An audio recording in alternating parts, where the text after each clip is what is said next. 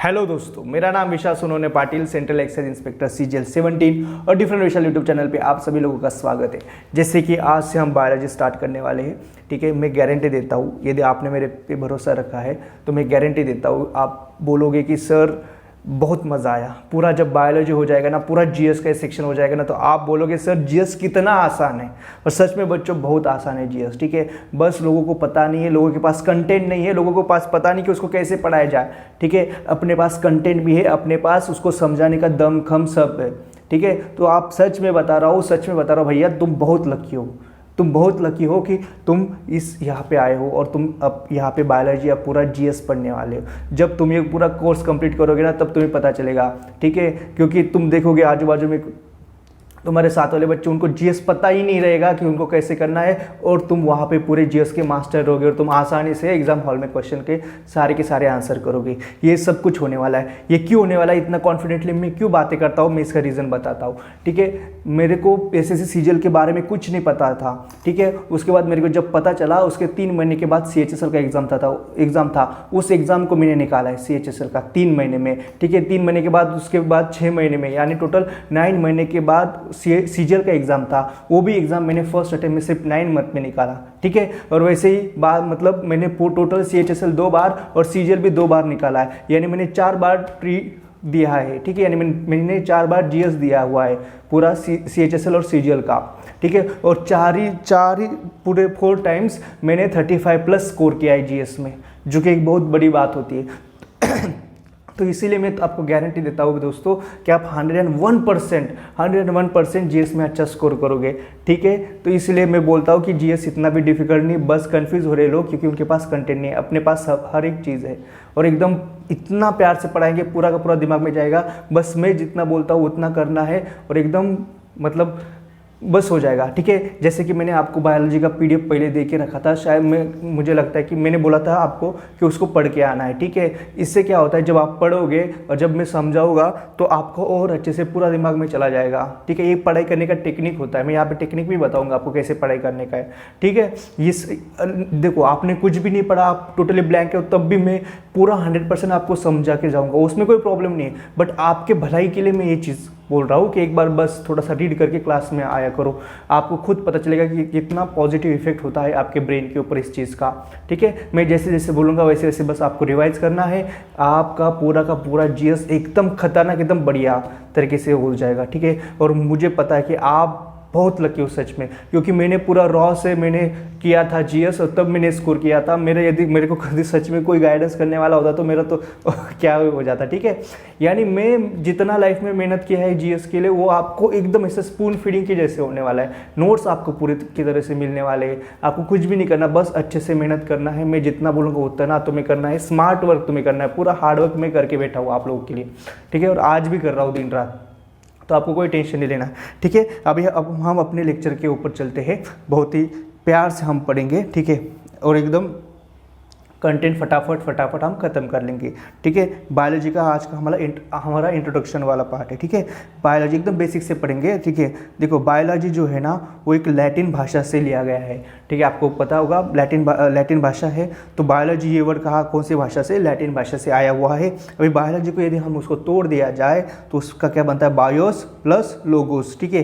तो ये जो बायोस होता है, उसका मीनिंग होता है इंग्लिश में ऑल लिविंग या ऑल लाइफ, यानी पूरा जो लिविंग जो है आपके आजू बाजू में, जैसे मैं हूँ, आप लोग लिविंग है, ठीक है। आप कुत्ता, घोड़ा, हाथी, ये सारी लिविंग चीज़ें होती है ना, वो उसको क्या बोलते हैं, बायोस बोलते हैं। और लोगोस, किसी भी चीज़ के पीछे यदि लोगोस लग जाता है तो वो होता है टू स्टडी, जैसे बायोलॉजी यानी लाइफ का स्टडी, ठीक है। जूलॉजी, जू यानी एनिमल, तो एनिमल का स्टडी, ऐसे होता है। किसी भी चीज़ के पीछे आप लोगोस लगा दो, वो क्या होता है, उसका मीनिंग इंग्लिश में टू स्टडी होता है। इसलिए बायोस यानी ऑल लाइफ और ऑल लिविंग और लाइफ, और लोगोस का मीनिंग टू स्टडी होता है। इसीलिए बायोलॉजी यानी क्या होता है, पूरे लाइफ और लिविंग का स्टडी होता है, उसी को बायोलॉजी कहा जाता है। ये बायोलॉजी का हमने सिंपल डेफिनेशन देख लिया। मुझे लगता है आप लोगों को समझ में आ गया होगा।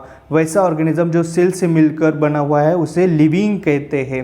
कोई भी ऑर्गेनिज्म जो सेल से बना होता है उसे लिविंग कहते हैं।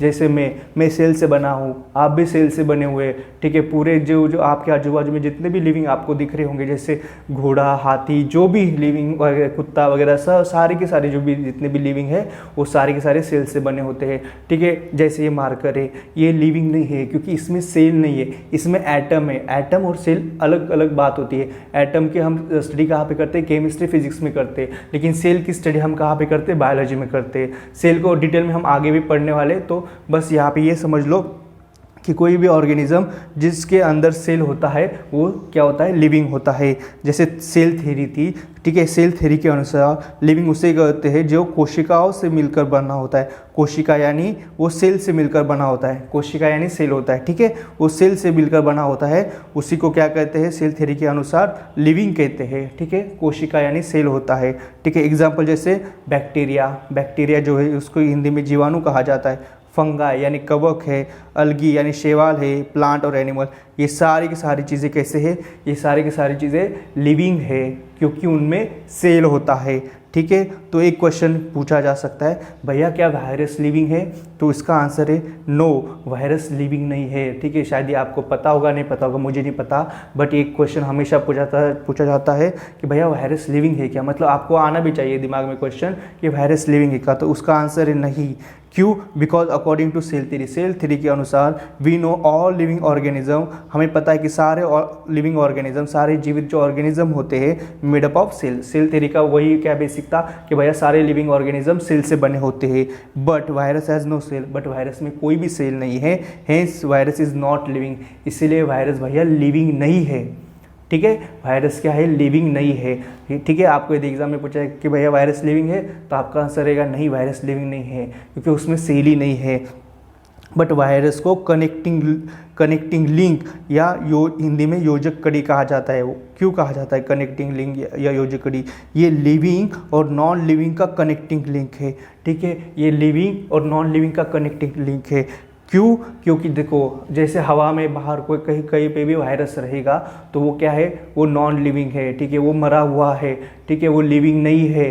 बट जैसे आपको पता है कोरोना वायरस, ठीक है, यदि वो सच में नॉन लिविंग था तो क्या वो अपने अंदर जाके वो कर सकता था, इतना लोगों को मार सकता था? उसमें कुछ तो एनर्जी, मतलब कुछ तो, इसीलिए वो तो मार रहा है ना, अंदर जाके वो मल्टीप्लाई हो रहा है, यानी उसके तो लिविंग कैरेक्टर बन रहे हैं। लेकिन जब वो बॉडी के अंदर जा रहा है तब मल्टीप्लाई हो रहा है, बॉडी के बाहर रहता है तो वो मल्टीप्लाई नहीं होता है। तो जब भी कोई वायरस होस्ट सेल में जाता है तो वो लिविंग जैसा बिहेव करने लगता है, यानी कोई भी वायरस यदि होस्ट सेल से बाहर है तो वो नॉन लिविंग है, बट वही वायरस यदि होस्ट सेल के अंदर चला जाता है तो वो कैसा लिविंग जैसे बिहेव करता है। होस्ट सेल क्या होता है? कोई भी, जैसे नहीं कि मान लो कोरोना वायरस था ना, उसमें आदमी के अंदर कोई भी मेल या फीमेल कोई भी हो, उसके अंदर यदि वो वायरस चला जाता था तो तब वो मल्टीप्लाई करने लगता था। लेकिन कोरोना वायरस आपने देखा होगा किसी दूसरे एनिमल पे नहीं करता था, क्योंकि उसको क्या था, जो हम है हमारे सेल उसके लिए होस्ट सेल थे। होस्ट सेल मतलब एक ऐसे सेल के अंदर जाना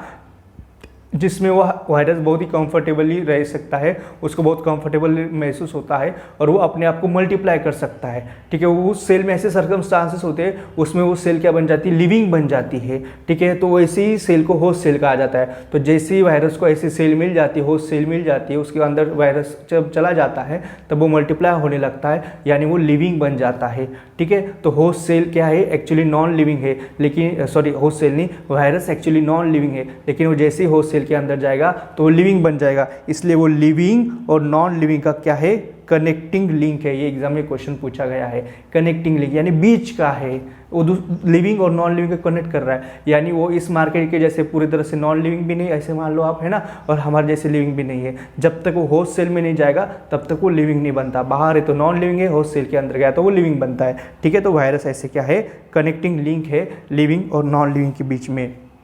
ठीक है। वायरस को क्या बोलते हैं, एक्सेप्शन कहते हैं सेल थ्योरी का, क्योंकि सेल थ्योरी का क्या है भैया, सेल उसमें होना कंपलसरी होता है किसी भी चीज़ के अंदर, तभी ही वो चीज़ लिविंग बन जाती है। बट वायरस में सेल नहीं है, फिर भी वायरस क्या हो रहा है, लिविंग हो जा रहा है जब वो होस्ट सेल के अंदर जा रहा है। तो इसलिए वायरस क्या है, एक्सेप्शन है, अपवाद है सेल थ्योरी का।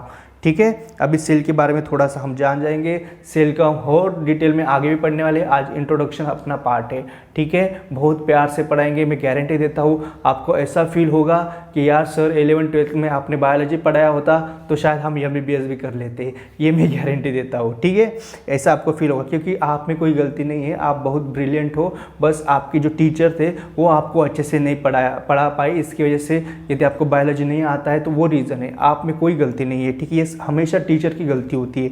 ठीक है, सेल यानी सेल को हिंदी में कोशिका कहा जाता है। तो सेल क्या है, smallest unit of living organism.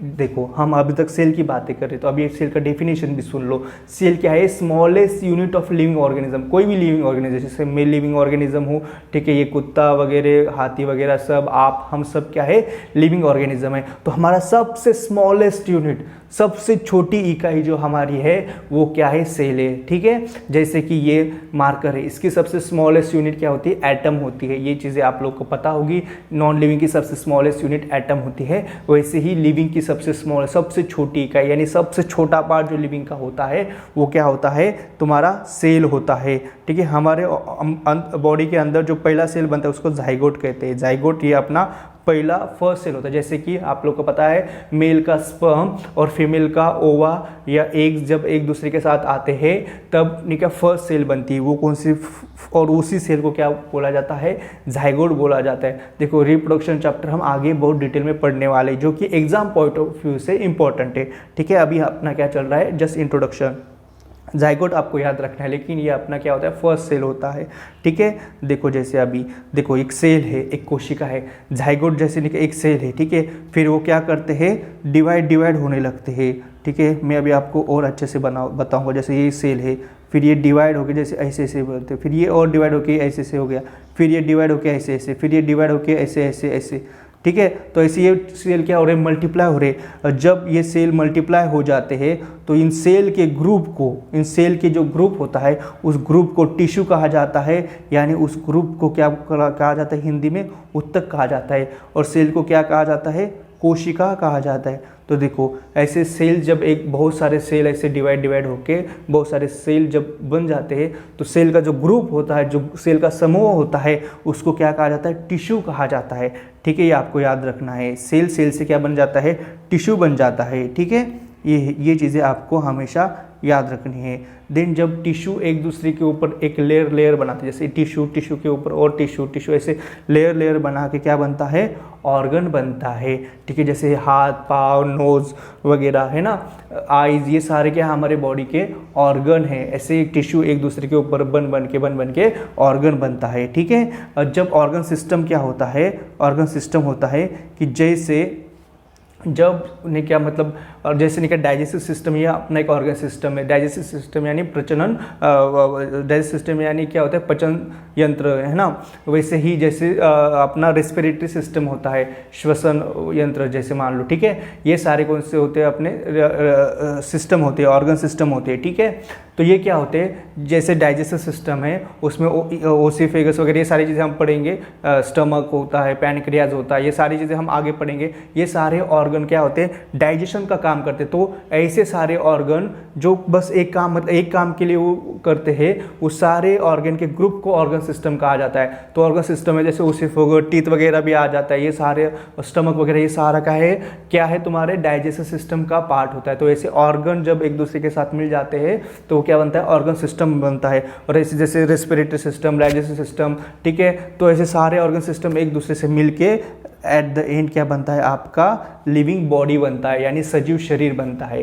ठीक है, तो ये सारी चीज़ें होती है। और इसी को यही क्या होता है तुम्हारा सेल ऑर्गेनाइजेशन होता है। ठीक है, तो क्या बनता है भैया, सेल से टिश्यू बनते हैं, बहुत सारे सेल एक साथ आके टिश्यू बनते हैं, टिश्यू एक दूसरे के ऊपर लेयर कर करके ऑर्गन बनाते हैं। देन बहुत सारे जो ऑर्गन एक मतलब एक पर्टिकुलर काम करने के लिए जो ऑर्गन एक दूसरे का ग्रुप बना के ऑर्गन सिस्टम बनते हैं और बहुत सारे ऑर्गन सिस्टम एक दूसरे के साथ आके लिविंग बॉडी बनाते हैं। ठीक है, तो ऐसी लिविंग बॉडी यानी सजीव शरीर अपना बनता है। ठीक है, अभी हम कैरेक्टरिस्टिक्स बनेंगे लिविंग के, तो हम किसी भी चीज़ को लिविंग कैसे किस बेसिस पे कहते हैं, तो यानी सजीवों के हम गुण देखेंगे अभी। ठीक है, कौन कौन से गुण उसमें होने चाहिए, कौन कौन से कैरेक्टरिस्टिक किसी भी चीज़ में होने चाहिए, तभी हम उसको लिविंग बोलेंगे। तो पहली बात तो है लिविंग वही है जिसमें सेल ऑर्गेनाइजेशन है। ऑर्गेनाइजेशन यानी कोशिकीय संगठन, यानी सेल ऑर्गेनाइजेशन यानी यही कि जैसे सेल से टिश्यू, टिश्यू से ऑर्गन, ऑर्गन से ऑर्गन सिस्टम और फिर ऑर्गन सिस्टम से क्या बनना, लिविंग बॉडी बनना, इसी को सेल ऑर्गेनाइजेशन कहा जाता है। जैसे कि मान लो जैसे को अपना ये होता है ब्रिक होता है। ठीक है, ब्रिक जैसे मान लो सेल है, एक ब्रिक एक दूसरे के ऊपर रखते हुए हम क्या बनाते हैं, वॉल बनाते हैं, और एक एक वॉल एक दूसरे के साथ आके घर वगैरह महल बनता है। ऐसे ही सेल से टिश्यू, टिश्यू से ऑर्गन, ऑर्गन से ऑर्गन सिस्टम और ऑर्गन सिस्टम से पूरी की पूरी लिविंग बॉडी बनती है। ठीक है, देन सेकेंड कैरेक्टरिस्टिक्स क्या है, फर्स्ट तो हो गया, सेकेंड है लिविंग वही है जिसमें प्रोटोप्लाज्म है, प्रोटोप्लाज्म हो उसी को लिविंग कहा जाता है। तो एक बार एनडी में क्वेश्चन पूछा गया था कि भैया प्रोटोप्लाज्म लिविंग में होता है कि नहीं वगैरह, ऐसा क्वेश्चन पूछा गया था। ठीक है, प्रोटोप्लाज्म को हिंदी में जीव द्रव्य बोला गया था, जीव द्रव्य। ठीक है, तो लिविंग वही है जिसमें क्या होता है, प्रोटोप्लाज्म होता है, उसी को क्या कहते हैं, लिविंग कहते हैं। अभी ये प्रोटोप्लाज्म क्या बला है इसको हम देखेंगे। देखो जैसे ये एक क्या है, सेल है, ये एक क्या है, सेल है। तो ये सेल की जो बाहर की लेयर है ना उसे क्या कहते हैं, सेल मेम्ब्रेन कहा जाता है। ये सेल की बाहर की लेयर है ना उसी को सेल मेम्ब्रेन, या हिंदी मीडियम वाले बच्चे उसको कोशिका झिल्ली कहा जाता है। ठीक है, ये जो सेल है, सेल की बाहर की ये जो लेयर है उसको सेल मेम्ब्रेन या कोशिका झिल्ली कहा जाता है। ठीक है, ये अंदर क्या है तुम्हारा, न्यूक्लियस है। ठीक है, ये क्या है तुम्हारा, ये न्यूक्लियस है। ठीक है, और ये न्यूक्लियस की ये जो बाहर की लेयर जो होती है ना उसको क्या कहा जाता है, न्यूक्लियर मेम्ब्रेन कहा जाता है। ये टोटल तुम्हारी ये तो पूरा न्यूक्लियस है। ठीक है, जैसे कि ये टोटल पूरा का पूरा तुम्हारा सेल था, लेकिन ये बाहर की लेयर को सेल मेम्ब्रेन कहा जाता, वैसे ये पूरा का पूरा न्यूक्लियस है, लेकिन न्यूक्लियस की बाहर की जो लेयर है उसको न्यूक्लियर मेम्ब्रेन कहा जाता है। ठीक है, ये थोड़ी थोड़ी चीज़ें मैं बताता। तो एक्चुअली प्रोटोप्लाज्म क्या होता है पता है, ये सेल के अंदर जो भी सारी चीज़ें होती है तुम्हारे उसको क्या कहा जाता है, उसको तुम्हारा प्रोटोप्लाज्म कहा जाता है। ये सारा इसमें जो लिक्विड रहेगा, सॉलिड पार्ट भी रहेगा, वो सारा का सारा सेल के अंदर जो जो है ना उसको प्रोटोप्लाज्म कहा जाता है। ठीक है, अभी क्या है प्रोटोप्लाज्म तो आपको पता चल गया क्या है। अभी ये साइटोप्लाज्म क्या होता है। ठीक है, देखो जैसे ये सेल मेम्ब्रेन है और ये यहाँ पे न्यूक्लियर मेम्ब्रेन है, तो सेल मेम्ब्रेन और न्यूक्लियर मेम्ब्रेन के बीच का जो पार्ट है, ठीक है, समझ में आ रहा है आपको, ये सेल मेम्ब्रेन है और ये न्यूक्लियर मेम्ब्रेन है, उसके बीच में जो लिक्विड पार्ट होता है उसको साइटोप्लाज्म कहा जाता है। ठीक है, इन सेल मेम्ब्रेन और ये ये न्यूक्लियर मेम्ब्रेन और सेल मेम्ब्रेन के बीच में जो लिक्विड पार्ट होता है उसको साइटोप्लाज्म कहा जाता है। साइटोप्लाज्म लिक्विड यानी जेली जैसा, जो हम बचपन में वो चॉकलेट वगैरह खाते थे ना, जेली वाली चॉकलेट, उस टाइप का ये होता है साइटोप्लाज्म। ठीक है, तो प्रोटोप्लाज्म क्या होता है, एक्चुअली दो चीज़ों से बना होता है, एक होता है तुम्हारा लिक्विड पार्ट और एक होता है सॉलिड पार्ट। लिक्विड पार्ट कौन कौन सा होता है, साइटोप्लाज्म यानी न्यूक्लियर मेम्ब्रेन और सेल मेम्ब्रेन के बीच में जो लिक्विड पार्ट रहेगा वो साइटोप्लाज्म। साइटोप्लाज्म को हिंदी में कोशिका द्रव्य कहा जाता है। ठीक है, न्यूक्लियस को केंद्रक कहा जाता है। देन न्यूक्लियोप्लाज्म, न्यूक्लियस के देखो यहाँ पे तो साइटोप्लाज्म था, ठीक है, लेकिन न्यूक्लियस के अंदर भी तो कोई लिक्विड पार्ट रहेगा। न्यूक्लियस के अंदर जो लिक्विड पार्ट होता है उसको न्यूक्लियोप्लाज्म कहा जाता है। कितना सिंपल है, न्यूक्लियस के अंदर, इसलिए उसको न्यूक्लियोप्लाज्म कहा जाता है। साइटो मीन्स क्या होता है, सेल होता है, कोशिका होता है, इसलिए साइटोप्लाज्म हो गया इधर का। देन इधर अंदर क्या हो गया, न्यूक्लियोप्लाज्म हो गया, तो ये तो लिक्विड पार्ट हो गया, लेकिन उसके साथ यहाँ पे कुछ सॉलिड पार्ट भी होते हैं, ठोस पदार्थ होते हैं। और ये सॉलिड पार्ट जो होते हैं ना, इन्हीं को क्या बोलते हैं, सेल ऑर्गेनील कहा जाता है। सेल ऑर्गेनील कहा जाता है यानी कोशिकांग कहा जाता है। ये जो है ना, ये माइटोकॉन्ड्रिया होते हैं। ठीक है, देन जैसे mitochondria, ribosome, then Golgi bodies, then उसके बाद वैक्यूल्स वगैरह, mitochondria, then ribosome, Golgi bodies, और ये सब हम डिटेल में आगे पढ़ेंगे, जैसे हम अभी इंट्रोडक्शन कर रहे हैं। Mitochondria, then ribosome, Golgi bodies, vacuoles वगैरह, ये सारी चीज़ें जो होती है ना, जो सॉलिड पार्ट होती है सेल के अंदर, उनको सेल ऑर्गेनील कहा जाता है। ठीक है, तो ये सारा का सारा पार्ट पार्ट ये क्या होता है, ये प्रोटोप्लाज्म होता है। ठीक है, लिक्विड पार्ट कौन सा होता है, साइटोप्लाज्म होता है। जो तुम्हारा न्यूक्लियर मेम्ब्रेन और सेल मेम्ब्रेन के बीच में जो लिक्विड होता है उसको साइटोप्लाज्म कहा जाता है। न्यूक्लियस के अंदर जो तुम्हारा लिक्विड पार्ट होता है उसको न्यूक्लियर मेम्ब्रेन कहा जाता है। देन जो तुम्हारा ये सेल मेम्ब्रेन है, ठीक है, ये सारा हो गया तुम्हारा। ठीक है, देन सॉलिड पार्ट जो जैसे mitochondria, lysosome, then Golgi bodies, vacuoles वगैरह, ये जो सॉलिड पार्ट है वो भी क्या है, प्रोटोप्लाज्म है। ये प्रोटोप्लाज्म यानी सेल के अंदर जो जो चीज़ें सारे के सारे प्रोटोप्लाज्म है। ठीक है, बहुत आसानी, कुछ भी उसमें डरने वाली बात नहीं है। ठीक है, तो प्रोटोप्लाज्म जो है ना वो क्या है भैया, वो है तुम्हारा फिजिकल यूनिट।